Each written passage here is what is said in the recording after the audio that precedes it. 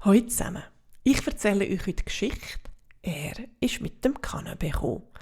Die Geschichte hat David Slonim geschrieben und gezeichnet.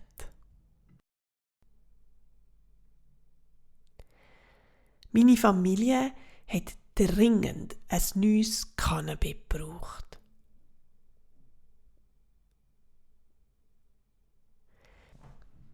Wir haben gesucht und gesucht, aber wir haben kein einziges Cannabis gefunden, das uns gefallen hat.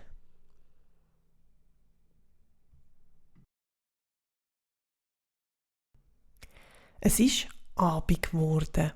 Doch die einzigen zwei Sachen, die wir gefunden haben, sind eine Blechtrompete für mich und ein quietschender Gummiknochen für den Roscoe. Da ist der Teddy plötzlich auf die Bremse gestanden. «Aha!» hat er gerufen.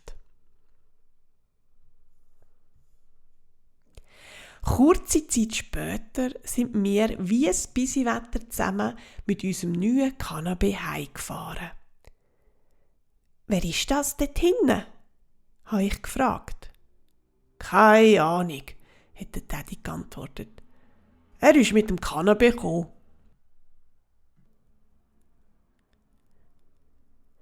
Am nächsten Morgen war er immer noch da.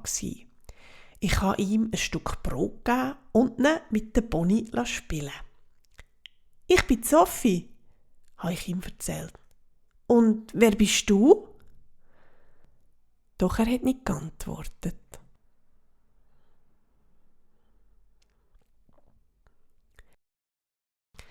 «Können wir ihn behalten?» habe ich gefragt.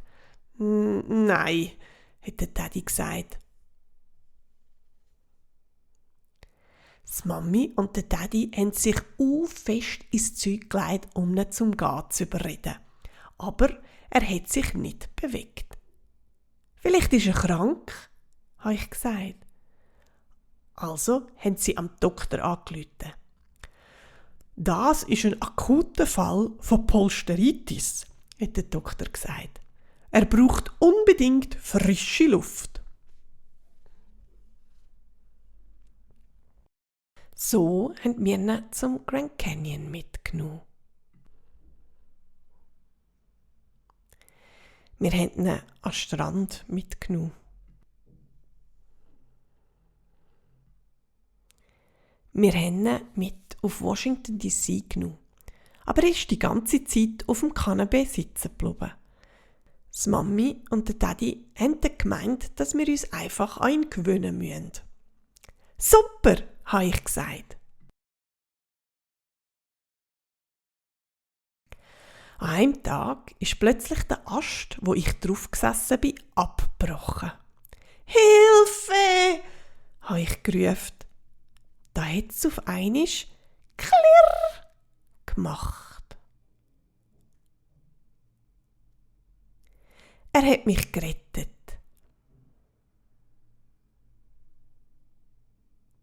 Darum sind wir so froh, dass er mit dem Cannabis gekommen ist.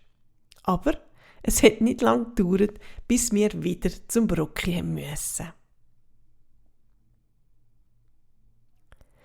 Sie ist mit dem Sessel gekommen. Das ist die Geschichte. Er ist mit dem Cannabis gekommen. Ich hoffe, sie hat euch gefallen. Bis gleich wieder. Tschüss.